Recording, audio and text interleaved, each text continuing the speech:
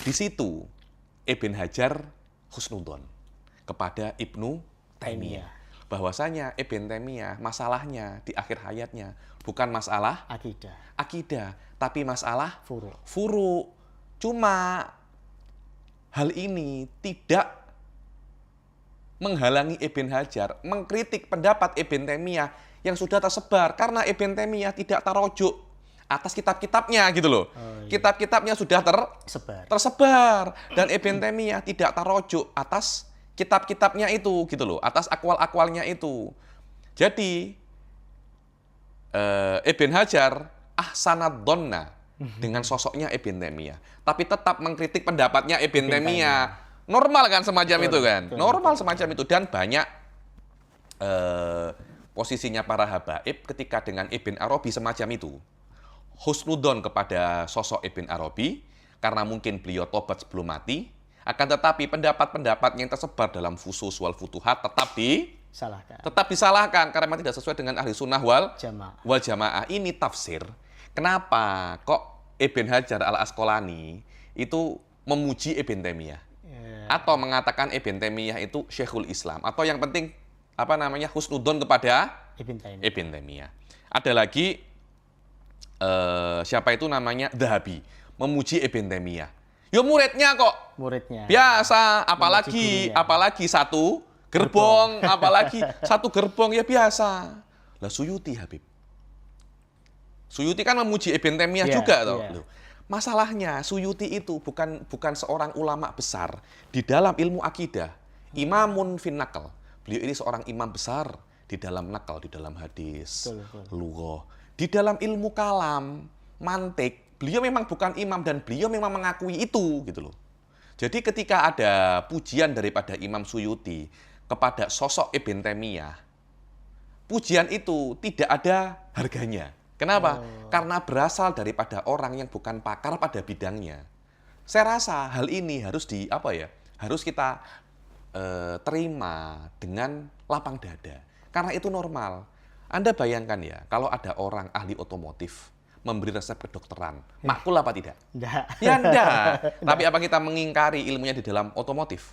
Kan tidak. Dia ahli dalam otomotif, ahli di dalam masak.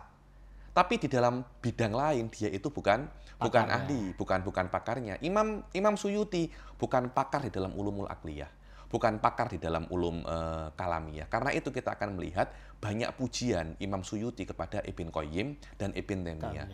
Kelihatannya beliau tidak tahu atau beliau memang tidak mempunyai kepakaran di dalam bidang ini. Mungkin gitu, husnudzon. Jadi hal ini itu normal-normal saja gitu loh. Terus ada satu orang itu ini tuh sedikit berbahaya. Ada kejadian seorang ulama besar di dalam tafsir. Ini tuh unik kejadiannya. Namanya itu Abu Hayyan al-Andalusi. Saya suka dengan Abu Hayyan itu. Beliau kalau tidak salah punya tafsir Al-Bahr wan Nahar atau Al-Bahrul Muhit. Seorang ulama tafsir besar, lugawi besar. Dulu tuh saya itu belajar Ibn Aqil di Al-Ahqaf. Kan banyak syawahidnya Ibn Aqil itu menggunakan Abu Hayyan itu. Terus saya itu kan yang mengajar saya itu seorang dosen terkenal di Al-Ahqaf namanya Sayyid Abdullah Awad bin Semit ya nih. Ketika saya baca, terus pas tepak Abu Hayyan ini, waqala Abu Hayyan. Sengaja saya salahkan, kan namanya Al-Andalusi daripada Andalus Spanyol. Abu Hayyan Al-Andalusi, saya plesetin. Waqala Abu Hayyan Al-Andalusi. Indonesia. Abu Hayyan daripada Indonesia guyu-guyu. Wah, ini Andalusi. Ini bukan Andalusi. Abu Hayyan ini dulu pernah berjumpa dengan Ibn Taimiyah. Ketika berjumpa dengan Ibn Taimiyah, itu langsung membuat syair tentang Ibn Taimiyah, memuji-muji Ibn Taimiyah. Abu Hayyan itu. Wah, dipuji-puji entek wis Ibn Taimiyah. Ibn Taimiyah itu. Sampai akhirnya Abu Hayyan ini menemukan kitabnya Ibn Taimiyah namanya Kitabul Arsy. Yang di situ Ibn Taimiyah itu mengatakan Allah duduk di atas arsy. Dan yang lain-lain. Akhirnya sejak saat itu Abu Hayyan ini berbalik 180 derajat. Sampai dikatakan Abu Hayyan yal'anuhu hattamat katanya. Abu Hayyan sampai melaknat dan mencaci maki Ibn Taimiyah sampai dia mati. Lihat. Jadi banyak orang-orang pada zaman dahulu yang memuji Ibn Taimiyah. Akhirnya berbalik arah setelah mengetahui hakikat daripada Ibn Taimiyah. Di antaranya kasus yang paling jelas adalah kasusnya Abu Hayyan Al-Andalusi ini. Kasusnya Abu Hayyan Al-Andalusi ini. Sebagian orang itu mengatakan, tapi saya tidak setuju dengan ini ya. Cuma ada beberapa orang itu mengatakan Ibn Taimiyah itu orangnya akan berbicara yang bermanfaat dengan dia. Dengan arti, aku nenggone Asy'ari, aku tak ngomong Asy'ari wae ngono. Saya tidak setuju dengan ini. Beliau berdalil tentang kejadian Abu Hayyan ini. Loh, kalau memang Ibn Taimiyah itu ulama, seharusnya ulama hakiki dia meyakini bahwasanya akidahnya itu benar. Kenapa tidak mengatakan tentang akidahnya depan Abu Hayyan Al-Andalusi? Tahu Abu Hayyan itu Asy'ari dan tahu Anda yukhalif Asy'ari. Kenapa Anda diam di depan Abu Hayyan sampai Abu Hayyan memuji-muji Anda? Kemudian setelah tahu Kitabul Aras dia malah melaknat Anda dan malah istilahnya mencaci maki Ibn Taimiyah. Kenapa Ibn Taimiyah tidak mengatakan akidahnya depan Abu Hayyan? Jadi ada semacam apa ya? Pragmatis betul. Atau oportunis. Saya pun juga tidak tahu. Tapi tafsir ini dikatakan oleh beberapa penuntut ilmu. Saya sendiri tawakuf di dalam ini. Kejadian ini ada. Tapi sebab Ibn Taimiyah tidak mengatakannya, wallahu alam. Tapi kejadian Abu Hayyan ini unik ya nih. Dulu cinta, kemudian apa namanya? Kemudian benci. Dan mungkin selain Abu Hayyan ada beberapa kejadian juga semacam itu. Cuma mungkin kita tidak tahu. Mungkin kita tidak tahu. Wallahu a'lam.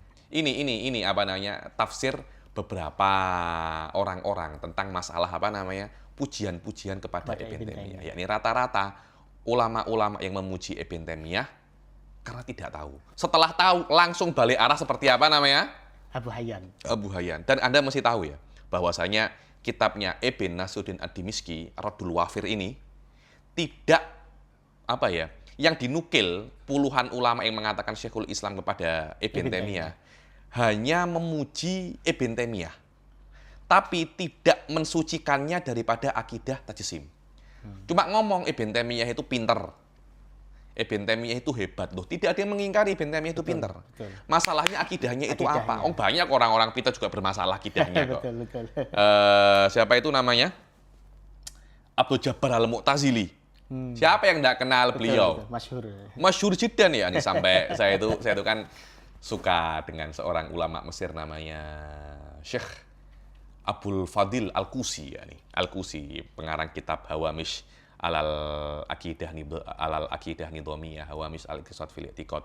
Beliau di Hawamish al-Iqtisad itu selalu memuji Abdul Jabbar Al-Mu'tazili dan menjadikannya selevel dengan Sa'duddin At-Tiftazani. Yakni itu hebat sekali Abdul Jabbar Al-Mu'tazili, tapi still dia itu apa namanya? Mu'tazila. Namanya apa namanya? Mu'tazili. Abul Husain Al-Basri, salah satu daripada pengarang 4 pilar kitab usul fikih Al-Mu'tamad. Ada lagi Al-Ummah juga yang pengarangnya juga siapa namanya? Mu'tazila. Pintar tapi yo pangga Mu'tazila.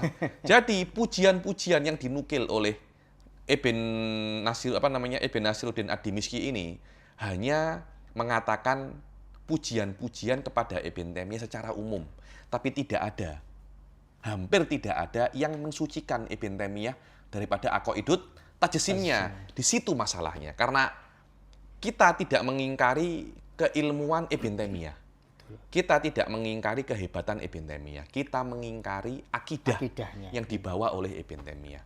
Kita mengingkari pendapat-pendapat Ibn Taimiyah yang mukhalif li akidah ahli sunnah wal jamaah. Memang semacam itu. Kita harus Kita harus objektif di dalam masalah ini, Ustaz Miftah. Ojo kabeh dia. Kebiahuyah. Kita ngomong baklawi loh ya. Beb, ini ada. Oh ya. Ada pertanyaan. Ada pertanyaan, Habib. Kita sambil ini dari Alhamdulillah ada netizen yang bertanya, Habib. Boleh Habib ya, kita sambil Habib ya? Ya, ya, monggo, monggo. Pertanyaan tipis-tipis ya. Habib bertanya, apakah problem terbesar dalam warisan pemikiran Ibnu Taimiyah terletak pada nusus atau teks beliau sendiri atau pada cara sebagian pembaca yang memahaminya hanya sebagian? Oke. Pertanyaan bagus sekali ya nih. Jadi gini, pertanyaannya apakah masalahnya Ibnu Taimiyah memang di dalam nususnya dengan arti ibarat-ibaratnya hanya mempunyai satu makna, yaitu makna yang batil, atau masalahnya kepada kita bagaimana cara kita memahami nususnya Ibnu Taimiyah. Sakjane nususnya kuwi apik, kita wae sing uteke bermasalah, ngono lho kan, semacam itu kan. Tidak. Ibnu Taimiyah nususnya shorihatun fit tajsim. Shorihatun fi mukhalafah akidah ahli sunnah wal jamaah. Ibnu Taimiyah kitab iku ndak sedikit loh Ustaz. Banyak. Kitab itu akeh, ada Minhajus Sunnah, ada ini Majmu'ul Fatawa, ndak tahu saya beli ini berapa ini. Itu ada banyak 15 itu, apa hampir 20 jilid. Berapa? 18 jilid. 18 jilid. Ada kitabnya Ibnu Taimiyah, ada namanya itu apa? Bayan Talbis Jahamiyah. Rot kepada kitabnya Ar-Razi, Fakhruddin Ar-Razi, apa namanya? Asasut Taqdis. Dikatakan kitab itu Bayan Talbis Jahamiyah itu atau Rot ala Asasi Taqdis. Imam Zahid Al-Kautsari mengatakan kitab ini wakrut tajsim. Sarange mujassimah ya ning kono kuwi. Sarange mujassimah ki ya ning kono kuwi. Sampai Said Foda itu mengatakan orang yang memahami kalamnya, yang membaca kalamnya Ibnu Taimiyah dan faham, tidak akan ada istilahnya satu bulunya pun yang mengingkari iki rajul mujassimah memang. Itu memang apa, Ibnu Taimiyah nususnya shorihah Ustaz. Nususnya sangat jelas sekali menunjukkan ke arah sana, menunjukkan ke arah tajsim. Yakni Ibnu Taimiyah mujassim itu bukan sesuatu yang bisa diperdebatkan. Tidak. Ibnu Taimiyah memang mujassim. Ibnu Taimiyah memang bukan ahli sunnah. Masalahnya bukan pada pemahaman kita. Nususnya beliau bermasalah. Nususnya beliau itu bermasalah. Bukan satu dua. Buahnya ini di dalam sini nih, dalam Kasifus Shogir, puluhan kalau enggak ratusan. Ini masih Shogir. Yang kabir masih belum apa namanya? Said Foda mengatakan ini yang kabir masih belum keluar. Ini masih kasif detektor yang kecil. Karena ini hanya di dalam uluhiyah saja. Di dalam nubuat, di dalam sahabat, masih belum. Saya kemarin tuh membaca ringkasan kitab nubuat Ibnu Taimiyah daripada Syekh Said Foda. Loh, beliau di dalam mukjizat pun mempunyai pendapat yang berbeda kok. Dan kita masih belum apa ya?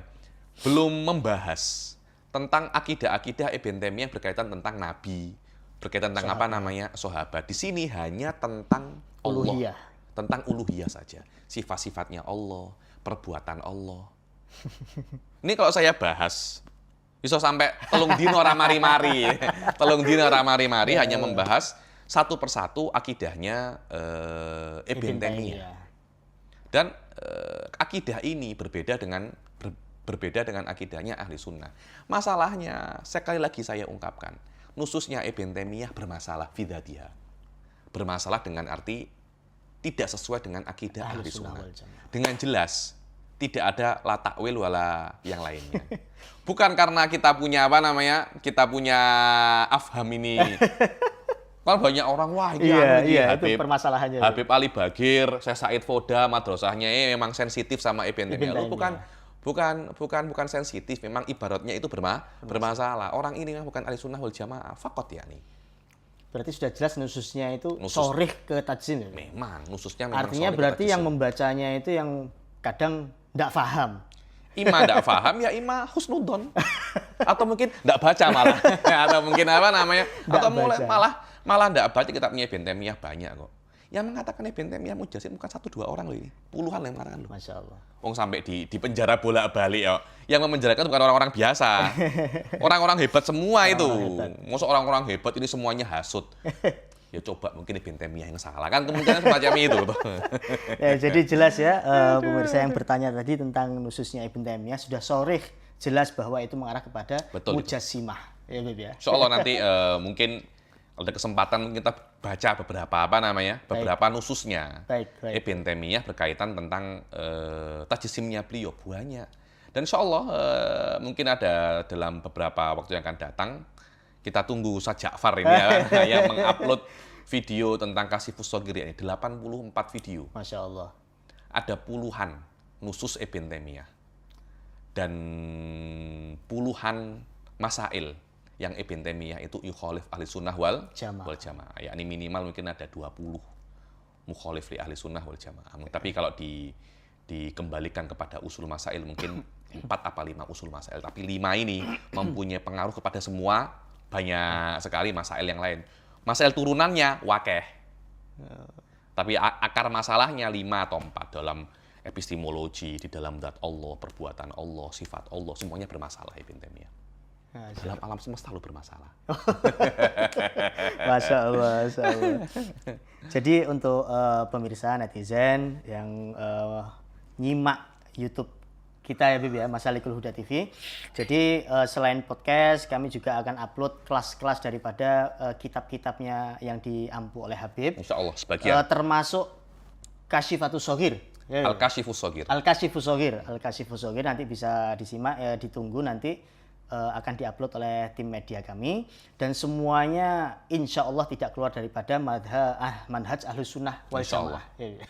Jadi yang mencari referensi untuk Ahlus Sunnah wal Jamaah insya Allah di Masalikul Biasanya kalau bukan mazhab ahli sunnah, saya akan beritahu ini bukan mazhab ahli sunnah, semuanya itu. Gitu ya, Bib, ya. Siap.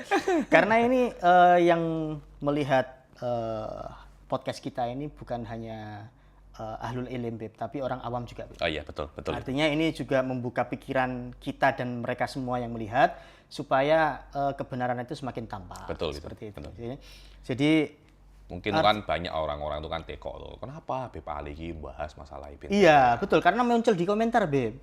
Muncul di komentar. Jadi begini, orang itu salah paham tentang saya yang memposisikan diri saya itu sebagai mutakallim. Ini saya itu sebagai orang yang saya ini mempelajari ilmu kalam. Jadi saya tuh setia dengan manhaj kalam. Ketika kita berbicara tentang ilmu kalam, kita tidak hanya menjelaskan akidah, kita tidak hanya membuktikan kebenaran akidah, tapi pun kita juga harus membatalkan akidah yang salah. Betul. Jadi tugas seorang mutakalim itu juga membatalkan akidah yang salah. Jadi saya membatalkan akidah tajsim, dan saya membatalkan akidah tajsim melewati tokoh mujassimahnya. Lah kalau saya mengkritik fulan, kroco ya percuma. Saya harus mengkritik tokohnya sendiri, walaupun mungkin kritikan itu bukan murni daripada saya, tapi daripada guru saya. Tugas saya menjelaskan. Karena gini, Gus Miftah. Ya? Belum gondrong, Beb. Belum. Tinggal digondrongkan. Jadi mungkin banyak orang itu tidak bisa membaca Kasyifus Shaghir karena kitab ini bukan kitab mudah. Kitab ini susah. Susah daripada aspek istilahnya, susah daripada aspek harus punya basic ahli sunnah, punya basic tentang mujassimah, tentang bahasa Arab. Uslubnya Syekh Said Shop. Karena itu tugas saya di sini menjelaskan kitab-kitab semacam ini kepada para penuntut ilmu dengan cara yang lebih mudah, dengan bahasa Indonesia. Dan itu pun juga daripada wadifah, daripada tugas Raddu Syubhah sebenarnya. Daripada tugas Raddu Syubhah. Walaupun mungkin banyak orang-orang tidak setuju, yaitu urusannya mereka tidak setuju. Tapi ketidaksetujuan mereka tidak akan membuat saya berhenti untuk Raddu Syubhah kepada akidah-akidah yang dhallah. Wallahu a'lam. Masya Allah. Kita kembali lagi, Bib, ya. Artinya berarti misal ini seperti Habib yang saya posisikan sebagai mutakallim.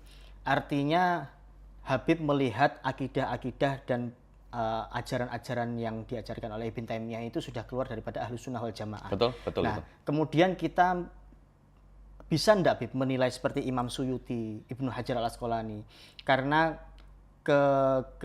bukan kepakaran beliau tentang ilmu kalam, akhirnya beliau ada husnudzon atau apa sehingga memuji Ibn Taimiyah itu bisa nggak dikatakan seperti itu? Siapa anunya? Imam Suyuti misal. Memang ya Imam Suyuti saya katakan daripada awal memang beliau itu bukan pakar daripada ilmu kalam dan ilmu akliyah.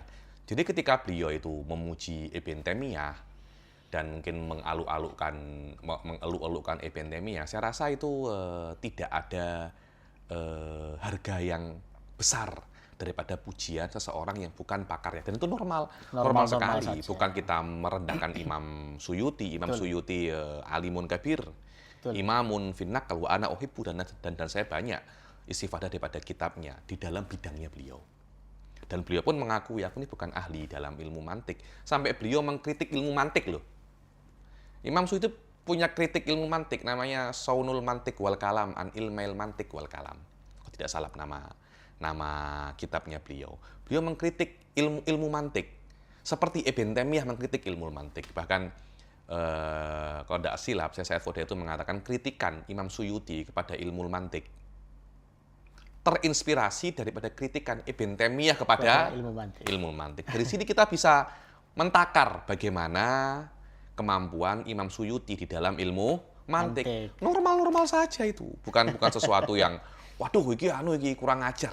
Ada semuanya itu. Ya, kan nanti timbul loh, kok wong Imam Suyuti aja memuji Ibn Taimiyah, kok Habib Ali? Apakah Habib Ali lebih alim daripada lagi kan gitu? Loh, bukan saya mengkritik Ibn Taimiyah. Lah terus piye Ibnu Rif'ah yang memenjarakan? Yang fatwa memenjarakan. Iya. Badruddin bin Jamaah piye? Ini yang memenjarakan bukan satu dua orang loh. Sampai Imam Zaid Al-Kautsari itu mengatakan, yang mengatakan ulama-ulama besar ini memenjarakan Ibn Taimiyah ini hasadan, maka fi aklihi syai'un. Katanya fi aklihi syai'un. Yang menjadikan Ibn Taimiyah bukan satu dua ulama, Ustaz. Dan mereka di dalam bidang ilmu kalam lebih hebat daripada Imam Suyuti. Hal ini normal, Ustaz. Kita harus terbiasa untuk menghukumi sesuatu daripada bidangnya. Memang harus semacam itu. Wallahu a'lam. Insyaallah. Bib, ini tentang pokok-pokok akidah yang dinisbahkan kepada Ibn Taimiyah, Bib. Yang menjadi titik perdebatan di kalangan ulama, Bib. Itu seperti apa, Bib? Sebenarnya titik-titik itu banyak.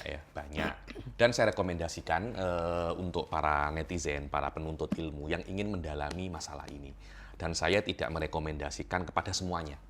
Tapi orang-orang yang memang muhtam dan mulim, yang mempunyai perhatian khusus di dalam ilmu kalam, perhatian khusus di dalam akidah tajsim itu, atau akidahnya Ibn Taimiyah itu, untuk membaca kitab ini, Al-Kashifus Shaghir. Di dalam Kashifus Shaghir ini ada dua ya, ada kitab Kashifus Shaghir, ada dua cetakan, ada cetakan yang lama dan cetakan yang baru. Cetakan yang baru ini ditambahi satu masalah, tentang masalah Ibn Taimiyah la maujuda illa jismun aw qaimun bil jism ya.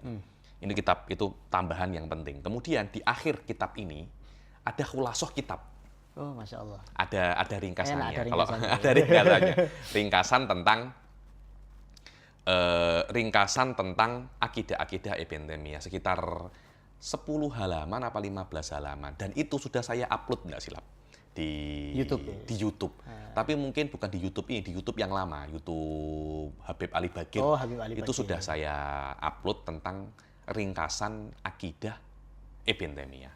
Banyak diantaranya loh ya, tentang masalah titik perbedaan antara kita dan Ibn Taimiyah tentang tarakub. Tarakub itu adalah piye ya?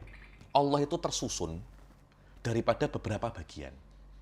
Jadi Allah itu punya tangan, Allah itu punya kaki, Allah itu punya mata, sampai yang lalu kan saya katakan sebagian mujassimah yang kelas berat itu mengatakan, tanya apapun saya tahu tentang anggota tubuh Allah kecuali janggutnya, dan apa namanya? dan kemaluannya. Naudzubillah. Ahlussunnah wal Jamaah menafikan ini semua. Ibn Taimiyah mengatakan bahwasanya Allah terdiri daripada beberapa bagian dan tidak ada masalah. Yang tidak boleh itu Allah dulu tercerai-berai. Jadi ada banyak bagian-bagian dulu, kemudian bersatu menjadi Allah. Itu tidak boleh. Atau Allah kemudian bercerai-berai menjadi banyak bagian. Itu tidak boleh. Ibn Taimiyah hanya menafikan itu. Tapi Ibn Taimiyah tidak menafikan Allah itu mempunyai banyak bagian. Allah terdiri daripada banyak bagian, tersusun daripada banyak bagian, dan tersusunnya Allah itu kodim. Kodim, tanpa ada awal. Sejak kodim, Allah itu sudah mempunyai banyak bagian. Yakni ada tangannya, ada kakinya, ada mulutnya, ada mukanya. Jadi kalau Anda menunjuk, ini tangannya Allah, ya Anda hanya menunjuk tangannya. Anda tidak menunjuk kakinya. Ahli sunnah wal jamaah tidak semacam itu. Allah tidak mempunyai tangan. Allah tidak mempunyai kaki. Terus bagaimana kita memahami Allah? Allah mewujud. Allah mempunyai sifat-sifat mulia. Terus bagian tubuh Allah apa? Bagian zat Allah apa? Tidak ada. Tidak ada. Nah, terus bagaimana Allah? Anda cukup memahami Allah mempunyai sifat-sifat mulia, sifat 20 itu. Itu cukup untuk mensahkan keimanan Anda. Betul. Bagaimana Allah? Jangan berpikir semacam itu. Betul. Wal kaifu ghairu ma'kul. Ibn Taimiyah tidak, wal kaifu majhul. Dengan arti kaif ini ada, Allah punya tangan, tapi bagaimana tangannya? Wallahu wa'lam, bentuk piye? Wallahu wa'lam. Ini di antara titik perbedaan yang sangat signifikan antara pemahaman ketuhanan antara Ibn Taimiyah dan ahli sunnah. Karena itu, ya ima ahli sunnah benar, ya ima Ibn Taimiyah benar. Dua-duanya benar, no. Harus salah satu. Harus salah satu. Di antara titik khilaf lagi itu, Allah itu jisim. Jisim itu maknanya punya panjang, lebar, dan dalam. Jadi dia punya 3 dimensi kayak ini. Ini kan punya panjang, lebar, dan dalam. Cuma ini kan dimensinya kecil ya. Allah juga semacam itu, punya panjang, punya lebar, juga punya dalam. Itu yang namanya jisim. Itu yang namanya apa namanya? Jisim itu semacam itu, punya panjang, lebar, dan dalam. Ibn Taimiyah sampai mengatakan Allah itu bukan hanya jisim, bukan hanya punya panjang, lebar, dan dalam, tapi Allah itu solid. Solid itu tidak mempunyai rongga, paham ya? Padat tuh. Dia padat. Betul. Karena itu Allah tidak makan dan minum. Kenapa? Karena ngeten. Orang kalau makan itu maknanya di tubuhnya ada yang kosong. Karena itu bisa masuk makanan. Bahkan jenengan makan bakso toh. Bakso Pak Suroto toh, enak toh. Enak. Endorse nih, Beb. Endorse ya. Bakso Pak Suroto enak. Endorse. Anda makan bakso. Tidak mungkin bakso itu masuk kecuali perut Anda itu apa namanya? Kosong. Kecuali perut Anda itu kosong. Karena itu kita tuh kalau lapar itu, perutku kosong ya. Perutku kosong. Karena itu Anda bisa makan. Coba kalau perut Anda kenyang, penuh, apakah Anda bisa makan? Tidak. Yeah. Begitu pula Allah tidak. Allah itu tidak bisa makan. Karena memang Allah itu padat, tidak punya musmat, rongga. tidak punya rongga. Dan itulah yang dikatakan oleh Ibn Taimiyah ketika mentafsirkan Allahus Somad. As-Somad bagi kita, As-Somad ahli sunnah mengatakan Somad itu adalah alladzi yuhtaju, alladzi yuqsadu indal hawaij. Kalau Anda itu punya hajat, kan pasti ke Allah Subhanahu wa Ta'ala. Anda ada musibah, itu pasti bermaksud pasti Anda menuju Allah. Nanti dikatakan Allahus Somad. Tapi Ibn Taimiyah hanya menyebutkan pendapat ini dan menyebutkan pendapat yang kedua bahwasanya as-Somad wal musmat alladzi la jawfa fi. Dan beliau mentarjih pendapat ini daripada pendapat yang pertama. Dengan arti bahwasanya Ibn Taimiyah meyakini bahwasanya Allah itu solid, tidak ada rongga. Loh, ini kan juga titik masalah antara ahli sunnah dan Ibnu Taimiyah. Anda jangan merasa hal ini opo. Masalah ilunda, ini masalah usuliyah. Masalah ini ketika jenengan kejar lagi, dia akan berefek di dalam banyak sekali masalah yang lain. Masalah nanti ada masalah tasalsul hawadis. Sampai Ibn Taimiyah itu punya masalah dengan ahli sunnah di dalam